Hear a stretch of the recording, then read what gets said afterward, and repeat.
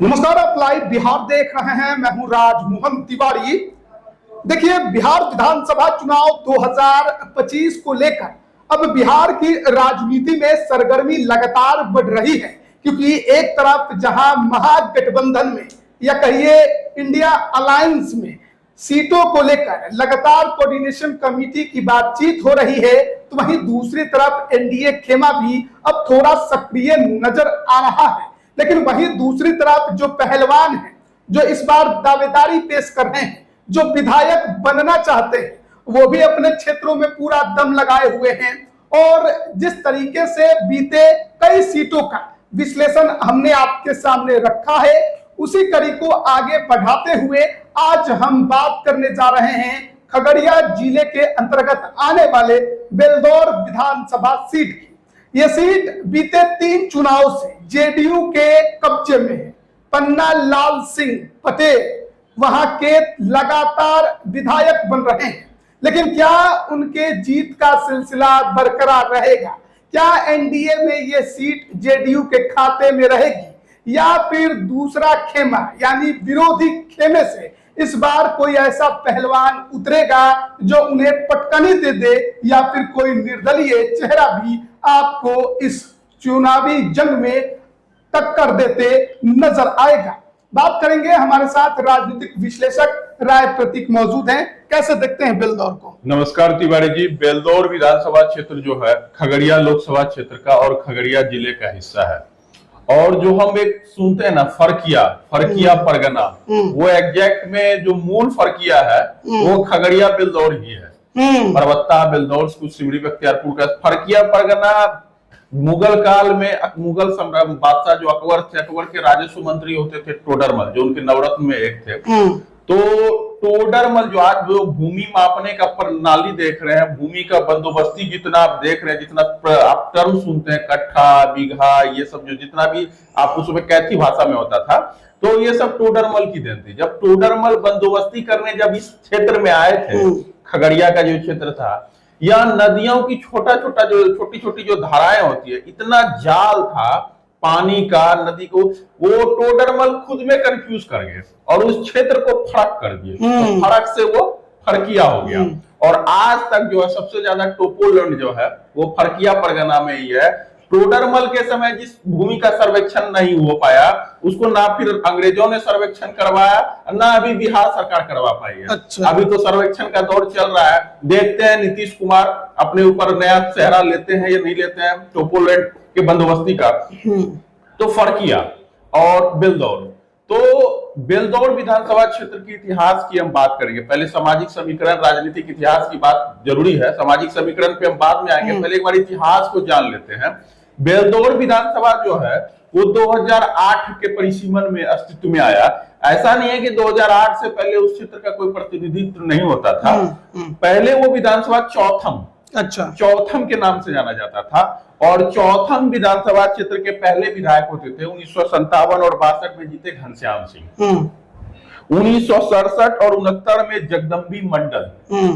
फिर देखिए 1972 में फिर घनश्याम सिंह, 77 में जगदम्बी मंडल निर्दलीय चुनाव जीते। पिछड़ों की सीट रही। जब हम आएंगे तो बिहार का सबसे बड़ा पिछड़ों का सबसे बड़ा सीट यही है। अच्छा, आएंगे जब इसकी चर्चा पे हम आएंगे तो 1980 में फिर घनश्याम सिंह, 1985 में फिर कमलेश्वरी सिंह।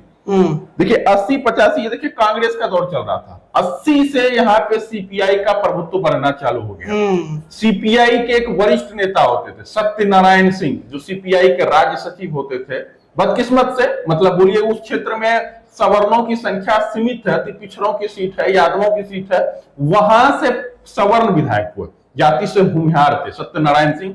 सीपीआई का एक जब दौर चल रहा था तो उसमें भूमिहार सीपीआई पार्टी में बहुत ज्यादा जो है नेतृत्व कर रहे थे। तो सीपीआई से 1980 में लड़े, कांग्रेस से हारे, 85 में लड़े, हारे, लेकिन 90 और 95 में वो विधायक बने सीपीआई के। 1990 और 95 में सत्यनारायण सिंह विधायक हुए, जाति से भूमिहार, चौथम से।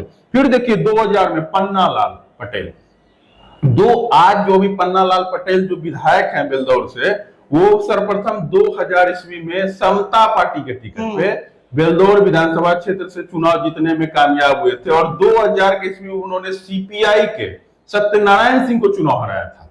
फिर देखिए 2005 में सुनीता शर्मा, सरनेम से नहीं जाइए, ईबीसी जाति से है, अति पिछड़ी है, समाज से आती है, लोजपा के टिकट पे फरवरी में ये सुनीता शर्मा चुनाव जीती। फिर देखिए अक्टूबर 2005 में फिर पन्ना लाल पटेल, इस बार जदयू के टिकट पे। फिर जो सिलसिला चला है पन्ना लाल पटेल का अभी तक जारी है। बेलदौर विधानसभा हुआ 10, 15, 20, जो 2010, 15, 20 लगातार वो चुनाव जीतने में कामयाब हो रहे हैं। और इसमें दो मत भी नहीं है, 25 में फिर वो चुनाव लड़ेंगे, इस बात पे कोई किंतु परंतु है नहीं। लेकिन राजनीतिक इतिहास की जब हम बात कर लिए हो तो सामाजिक समीकरण भी जान लेते हैं कि आखिर बेलदौर विधानसभा क्षेत्र का बुनावट क्या है। तो बेलदौर विधानसभा क्षेत्र की अब अगर हम बात करें तो यहाँ टोटल वोटर 3,31,000 है। अच्छा। आज के क्षेत्र में इसमें मुस्लिम वोटर 34,000 है, SC ST 48,000 है। तो SC में पासवान और रविदास की संख्या ठीक ठाक है। यादव 33,000, गौर करने वाली बात है, 3,31,000 वोट में यादव 33,000 है। 10% यादवों की आबादी संख्या है। कुर्मी तो वोटरों की संख्या है। कुर्मी धानो 36,000, कोयरी 14,000। तो कोयरी कुर्मी धानुक मिला के 50,000 संख्या है। उसके बाद लिख लीजिए राजपूत 12,000, 12,000, 13,000 जो भी कह सकते हैं। भूमिहार 8,000, कहने वाले 10,000 बोलते हैं लेकिन 8,000 से ज्यादा संख्या नहीं है। ब्राह्मण भी 2-3 हजार के आसपास मान लीजिए। सवर्णों की संख्या 22,000, 24,000, 25,000 अधिकतम। अगर राजपूत को मानिएगा 12-14,000, भूमिहार को 8-10,000, तो 25,000 तक सवर्णों की संख्या इस विधानसभा सीट पे पहुंच सकती है। फिर देखिए मल्लाह 26,000 है, अच्छी खासी। हाँ, अच्छी खासी। अति पिछड़ों की संख्या देखिए ना, मल्लाह भी है, धानुक भी है। उसके बाद देख लीजिए वैश्य 32,000 है, वैश्य समाज। और सबसे बड़ा जो आबादी है पचपनिया का, 1,02,000। अच्छा, पचपनिया का ये गढ़ है। इसमें अति पिछड़ा पचपनिया 1,02,000 जो है, इसमें गैर मल्लाह गैर धानुक है। ये भी बात करने वाली जरूरत। अगर इस 1,02,000 में धानुक और मल्लाह को जोड़ लें तो ये 1.5 लाख प्लस हो जाता है। 1,60,000, 1,65,000 की संख्या में बहुत बड़ी संख्या है अति पिछड़ों की। और इसमें देखिए ना, तांती, बरही, कुम्हार, नाई, ये सब जाति की संख्या बहुत ज्यादा है। तो सामाजिक समीकरण तो यही कहता है कि अति पिछड़ा की ये बहुत बड़ी सीट है और अति पिछड़ा जीतते भी थे। और यहाँ पे अभी दावेदार वर्तमान मौजूदा परिस्थिति में देख ले तो 2020 के चुनाव में जदयू के पन्ना लाल सिंह पटेल चुनाव जीते और उन्होंने हराया था कांग्रेस को चंदन यादव। चंदन यादव राहुल गांधी के करीबी है और कांग्रेस के AICC के मेंबर भी, राष्ट्रीय सचिव की भी जिम्मेदारी संभाल रहे हैं।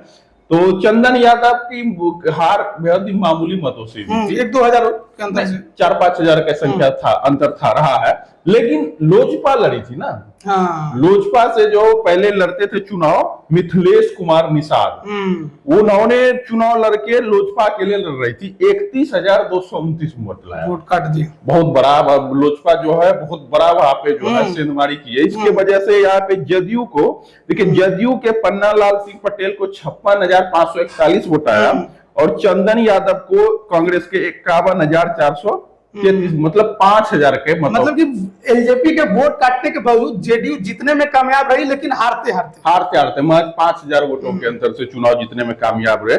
और 2015 में ही देख लीजिए, 2015 में जब महागठबंधन का लहर था, जब राजद, जदयू और कांग्रेस साथ चुनाव लड़ रही थी, तो उसमें जदयू के पन्ना लाल सिंह पटेल को 63,216 मत आया और लोजपा के मिथिलेश कुमार निषाद, उसमें एनडीए के प्रत्याशी थे, उनको 49,691 वोट आया। तो आप समझ सकते हैं कि यहाँ जो है अति पिछड़ों की लड़ाई, मतलब अति निषाद समाज लड़ रहे हैं, पटेल समाज लड़ रहा है, कभी अति पिछड़ा समाज जो है पिछले 3-4 चुनाव से देख रहे हैं कि अति पिछड़ा समाज जो है यहाँ चुनाव नहीं जीत पा रहा है। 2005 के फरवरी में आखिरी अति पिछड़ा समाज से विधायक हुई सुनीता शर्मा, जो लोजपा के टिकट पे चुनाव जीतने में कामयाब हुई थी। उसके बाद से यहाँ पे पटेल, निषाद, यादव यही लोग चुनाव लड़ रहे हैं। लेकिन जीत तो केवल पन्ना लाल सिंह पटेल की हो। हाँ, पन्ना लाल सिंह पटेल ही यहाँ से चुनाव जीतने में कामयाब। नीतीश कुमार के पुराने जो सिपाही रहे हैं, 2000 के समय में समता पार्टी के सिंबल पे यहाँ से चुनाव जीतने में कामयाब हुए हैं। तो जब दावेदार की बात करें तो जदयू में पन्ना लाल सिंह पटेल का टिकट कटेगा, इसकी संभावना बहुत बेहद नगण्य है। और क्षेत्र में सक्रिय भी है और लग रहा है लगभग संभावना है पुनः मैदान में उतरेंगे जेडीयू के सिंबल पे। तो एनडीए में कोई किंतु परंतु है नहीं। लेकिन लोजपा इस सीट पर लड़ते रही है, दावेदारी करेगी। मिथिलेश कुमार निषाद हैं अभी पार्टी में प्रदेश महासचिव के। हाँ, तो लोजपा यहाँ से दावेदारी करेगी। निषाद समाज का वोट भी और अति पिछड़ों की सीट ये रही है, क्योंकि इस बार तो मुकेश सहनी भी महागठबंधन में है। तो अति पिछड़ों की जो हिस्सेदारी है, नीतीश कुमार उसके सबसे बड़े वकील हैं। अति पिछड़ों के हक की बात करने वाले नेता है। तो आप हम जो देख रहे हैं, जो कोसी का जो हम चर्चा कर रहे थे हम लोग, और देखिए आलमनगर की चर्चा किए, सिमरी बख्तियारपुर की चर्चा किए, अब ये बेलदौर, ये सारी सीटें अति पिछड़ों की सीट है। लेकिन सभी सीटों पे देखिए चुनाव कौन लड़ रहा है? सिमरी बख्तियारपुर लड़ रहे हैं, यादव लड़ रहे हैं। आलमनगर आप यादव लड़ा रहे हैं, आप बेलदौर में कुर्मी को लड़ा रहे हैं, पटेल को लड़ा रहे हैं। तो आप अति पिछड़ों की सीट पे, पिछड़ों की जो सबसे मजबूत जाति है पिछड़ों में, उसको आप हिस्सेदारी दे रहे हैं। तो नीतीश कुमार अति पिछड़ों की वकालत करते हैं, लेकिन चुनाव लड़ाते हैं यादवों को, कुर्मियों को। तो ये चीज देखने वाली बात है, खास करके कोसी के क्षेत्र में। तो फिलहाल पन्ना लाल सिंह पटेल जो है वो जदयू से उम्मीदवार होंगे, इसमें कोई किंतु परंतु नहीं है। और कांग्रेस में देख लीजिए, सीट इंडिया गठबंधन में कांग्रेस को जाएगी, संभावना अधिक है, क्योंकि कांग्रेस महज 5000 वोटों से ही चुनाव जीत हारी है। हालांकि उसके पीछे लोजपा बड़ा कारण रही। हाँ बिल्कुल, और कांग्रेस वैसी सीटों को नहीं छोड़ना चाहेगी जो वो उसकी जीती हुई है, या 10,000 के आसपास के अंदर के वोट से वो चुनाव वहां से हारी है। तो ऐसी स्थिति में बेलदौर की सीट पुनः कांग्रेस को जाएगी। बड़ा नाम चंदन यादव कांग्रेस में। हाँ, चंदन यादव है लेकिन और भी है, राजद से भी दावेदार है, सीपीआई से भी दावेदार है, लेकिन ये कांग्रेस की ही सीट रहेगी, इसमें कोई किंतु परंतु नहीं है। और देख लीजिए यहाँ पे सीपीआई भी काफी समय से चुनाव लड़ते आई है। दिग्गज सत्यनारायण सिंह के परिवार के लोग भी सीपीआई में सक्रिय हैं। एक राजपूत समाज के प्रभाकर कृष्ण सिन्हा है, वो भी सीपीआई से सक्रिय है। लेकिन सीपीआई को ये सीट अब जो है मौजूदा स्थिति परिस्थिति में सीपीआई को ये सीट नहीं जाएगी। तो और देखिए रणवीर यादव, तो रणवीर यादव खगड़िया की राजनीति हो और रणवीर यादव की चर्चा ना हो तो ये कहीं से शोभा नहीं दे रहा है। तो रणवीर यादव हमेशा, देखिए 2 पत्नियां उनकी, एक पत्नी खगड़िया से चुनाव लड़ती है, विधायक भी रही है, एक तो लोकसभा का चुनाव लड़ती थी खगड़िया से। तो रणवीर यादव, जिनको की विधानसभा में जो है, जिनको जो है क्या कहते हैं, महाशय का जो एक जुनून चढ़ा हुआ इतने लंबे समय से, आज वो चुनाव हार चुके हैं, तो वो छटपट हो रहा है। उनको चाहिए चुनाव, विधानसभा मतलब लड़ना जितना भी है। अब खानदानी रहा भी है उनका। हाँ बिल्कुल, खगड़िया की सीट हमेशा कोई ना कोई विधायक रहा ही है। खगड़िया की सीट है उनकी, एक पत्नी तो जदयू में है, तो पूनम यादव तो पूनम यादव पुनः चुनाव लड़ेगी, काफी कम वोट से हारी है, और वो भी लोजपा के कारण आ रही है। तो पूनम यादव तो चुनाव लड़ेगी जदयू से। लेकिन जो उनकी दूसरी पत्नी है ना, परिवार में भी तो बहुत कुछ होता है ना, 2 पत्नी है, दोनों बहनें हैं, और रणवीर यादव का पारिवारिक प्रभाव रहा है खगड़िया की राजनीति। यादवों की भले संख्या कितनी हो नहीं हो, लेकिन रणवीर यादव की पैठ जो है वहां सवर्णों में भी रही है, पिछड़ों में भी रही है, दलितों में भी रही है। तो रणवीर यादव बेलदौर में शांत रहेंगे, इसकी संभावना इस बार मूड में है कि बेलदौर में अगर किसी पार्टी से टिकट मिल जाता है तो ठीक है, नहीं तो कृष्णा यादव जो उनकी पत्नी है वो निर्दलीय मैदान में बेलदौर में उतरे, कृष्णा यादव के लिए। बिल्कुल। और अगर कृष्णा यादव निर्दलीय मैदान में उतरती है तो खतरा चंदन यादव को ही होगा, कांग्रेस के जो उम्मीदवार होंगे। तो मिला जुला के बेलदौर जो है, कृष्णा यादव का भी राजनीतिक इतिहास है और लंबा इतिहास रहा है। पहले तो अभी जिला पार्षद की अध्यक्ष हैं, बिल्कुल, इसके पहले भी रही हैं। राजनीतिक परिवार रहा है, रामशरण यादव के भतीजे। 2014 में आरजेडी के टिकट पर खगड़िया से लोकसभा का चुनाव लड़ी। बिल्कुल। 2019 में ये खबर आई थी कि सीपीआई उनको खगड़िया से अपना लोकसभा का टिकट दे रही थी, लेकिन उन्होंने किसी कारणवश मना कर दिया। 2020 में उनको टिकट आरजेडी ने नहीं दिया, तो वो आरजेडी में ज्यादा राजनीति करी है, जेडीयू में उनकी राजनीति नहीं रही है कृष्णा यादव की। पूनम यादव जेडीयू में राजनीति करती है, कृष्णा यादव आरजेडी में राजनीति करती है। 2020 के चुनाव में क्या हुआ कि पूनम यादव के लिए वो खगड़िया के मंच पर चली गई थी वोट के लिए, आरजेडी ने उनको निष्कासित कर दिया। बाद में आरजेडी की तरफ से सुप्रीमो लालू यादव ने फोन भी किया है कि आ जाइए हमारे पार्टी में, लेकिन फिलहाल अभी तक किसी पार्टी की सदस्य वो नहीं बनी है। कृष्णा यादव एथलीट भी नहीं है। बिल्कुल। और ये जो सीपीआई से उनकी बात जो है, ये बात में सत्यता है, लेकिन सीपीआई का जो होता है ना शीर्ष नेतृत्व, वहां विवाद हो गया, क्योंकि सीपीआई उसी को टिकट देती है जो उसके कैडर हो, कार्यकर्ता हो, कॉमरेड को ही टिकट देती है। तो वहां पे विवाद उत्पन्न हो गया और सीपीआई की प्रत्याशी वो नहीं बन पाई। और रणवीर यादव के परिवार का प्रभाव रहा है उस क्षेत्र में, और ऊपर से जब लालू यादव के बीच में मुकेश सहनी की जब से एंट्री होने लगी ना खगड़िया जिला में, खगड़िया लोकसभा में, तब से जो है इनकी राजनीति जो है थोड़ा वहां शिथिल पड़ गया है। लेकिन बेलदौर में इस बार एक धक्का तो मारेंगे, बेलदौर में चुनाव लड़ेंगे वो। और रणवीर यादव पूरा कौन सी हो सकती है? कोई भी पार्टी हो सकता है, नहीं भी टिकट मिले तो निर्दलीय भी, मतलब पार्टी कोई भी हो सकता है, कोई भी हो सकता है, भाजपा भी हो सकता है, जदयू, दरवाजा सबके लिए जनसुराज भी हो सकता है, किसी से भी उतर सकते हैं, किसी से भी उतर सकते हैं, लेकिन उतरना है बेलदौर, तो उतरना निश्चित है। वो उतरेंगे, पूरी तैयारी में है, उनका पूरा फौज जो है अगले 10 से 15 दिन में या 1 महीने के अंदर आप देखेंगे बेलदौर में उनकी पूरी फौज जो है उतर चुकी है। फौज तो उनकी उतरी हुई है, पूरा खगड़िया में काम चल रहा है। जिला पार्षद की अध्यक्ष बिल्कुल सक्रिय रूप से बेलदौर में पंचायत घूमने का जो उनका कार्यक्रम है वो शुरू हो जाएगा, और बेलदौर से वो निर्दलीय चुनाव लड़ते देखे जा सकते हैं। अगर किसी पार्टी के द्वारा टिकट नहीं मिला तो बेलदौर पन्ना लाल पटेल, कृष्णा यादव और चंदन यादव के बीच में फंसा हुआ है। और अति पिछड़ा समाज जो यहाँ का सबसे बड़ा समाज है, वो पुनः छलावा महसूस करने के लिए तैयार है। 2005 के बाद से वो अति पिछड़ा समाज को यहाँ कोई प्रतिनिधित्व नहीं, चुनाव भी नहीं लड़ता है। तो नीतीश कुमार जिस समाज की वकालत करते हैं, वो समाज खुद को ठगा महसूस कर रहा है कोसी के क्षेत्र में, ये सत्यता है। चाहे आप आलमनगर की बात करें, चाहे आप सिमरी बख्तियारपुर की बात करें, चाहे आप बेलदौर की बात करें, अभी और भी सीटें आएंगी। अच्छा, महागठबंधन की हम बात कर रहे हैं क्योंकि बेलदौर की चर्चा कर रहे हैं। चंदन यादव पिछला बार लड़े थे, राहुल गांधी के करीब भी है, तो राहुल गांधी तो चाहेंगे कि उनकी एक आदमी को टिकट तो मिल ही जाए। मिथिलेश निषाद के वजह से वो काफी कांटे की फाइट दे पाए। अब लोजपा क्योंकि एनडीए का हिस्सा है, तो ऐसे में अगर लोजपा को ये सीट नहीं जाती है, ज्यादा चांस तो है कि जेडीयू ही लड़ेगी, पन्ना लाल सिंह पटेल कैंडिडेट होंगे। तो ऐसी परिस्थिति में मिथिलेश निषाद का क्या एक्शन हो सकता है? क्या वो पाला बदल सकते हैं, या फिर आप ये देखेंगे कि चंदन यादव और कृष्णा यादव में आपको कौन मजबूत नजर आता है?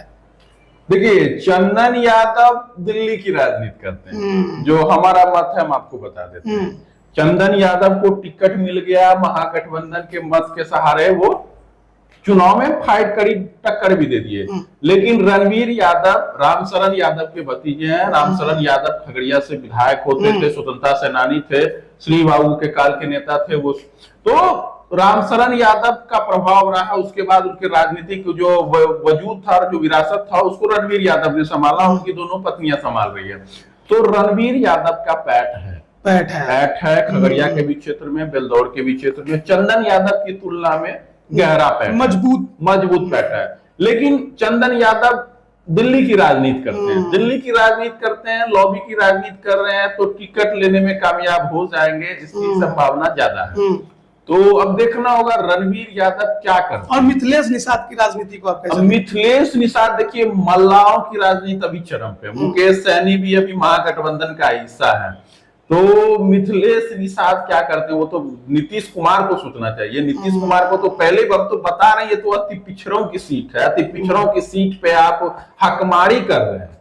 यहाँ 1,02,000 सिर्फ 55 वोटर है, और उसके बाद मल्ला और धानु जोड़ के 1,60,000 1,65,000 वोटर हो रहा है, जो अति पिछड़ों की कोर सीट है। वहां यादव समाज के चुनाव लड़ रहे हैं, कुर्मी समाज के नेता चुनाव लड़ रहे हैं। तो ये दुर्भाग्य, यही दुर्भाग्य सिमरी बख्तियारपुर में भी था और आलमनगर में भी है। तो देखना है इस पे ऑपरेशन कब होता है। मतलब केवल आप कह रहे हैं कि केवल कहने से नहीं करने से भी होगा। बिल्कुल बिल्कुल खुद को केवल अति पिछड़ों की पार्टी कहने से बात नहीं बनने वाली है। बिल्कुल। और क्योंकि अब मुकेश सहनी उस खेमे के अब हिस्सा हो गए हैं, तो ऐसे में अगर अति पिछड़े वोट पर, खासकर निषाद वोट पर अगर हथौड़ा चलाना है तो फिर मुकेश सहनी भी है, अब तो आईपी गुप्ता भी आए अति पिछड़ों की राजनीति करने के लिए आ गए हैं। अब देखिए जिस तरीके से बिहार में राजनीति हो रही है, जिस तरीके से अभी माहौल बना हुआ है, आगे यही माहौल बना रहेगा या फिर इसमें कुछ बदलाव होगा? बेलदौर विधानसभा की चर्चा हम कर रहे थे, क्या कुछ समीकरण है, कौन पहलवान बनकर मैदान में उतरने को तैयार है और क्या कुछ इस बार नया आपको बेलदौर में देखने को मिल सकता है? आप इस पर क्या राय रखते हैं, कमेंट करके जरूर बताएं। आप सभी का बहुत बहुत धन्यवाद।